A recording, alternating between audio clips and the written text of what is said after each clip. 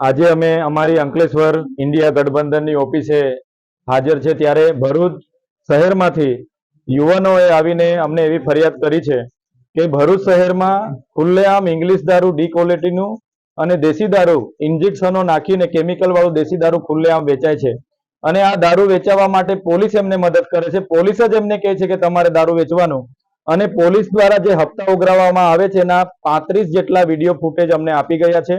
એમાં LCB, SOG અને બી ડિવિઝનના તમામ પોલીસ અધિકારીઓ હજારો લાખોના હપ્તાઓ લેતાના આ વિડીયો ફૂટેજ અમારી પાસે આવ્યા છે. ત્યારે અમે સરકારને કહેવા માંગીએ છીએ, દારૂબંધીના નામે કરોડો રૂપિયાનો ખર્ચો થાય છે. ગાંધીના ગુજરાતમાં મોટા મોટા ફાંકા ફોજદારી કરવામાં આવે છે.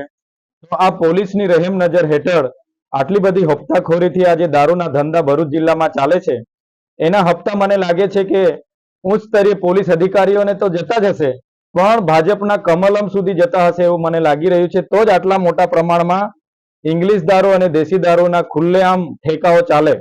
સરકાર અને પોલીસ તંત્રને અમે કહેવા માંગીએ છીએ, જો આ ઠેકાઓ અને પોલીસે જે પણ લોકો આમાં હપ્તાખોરીમાં જોડાયેલા છે એમના પર જો કાયદેસરની કાર્યવાહી નહીં કરવામાં આવશે, જો યોગ્ય કાર્યવાહી અધિકારીઓ પર કરવામાં નહીં આવશે, દિન 7 પછી અમે રોડ પર પણ ઉતરીશું, એ ઠેકાઓ પર જનતા રેડ પણ કરીશું અને આવનાર દિવસોમાં ખૂબ મોટું આંદોલન થશે.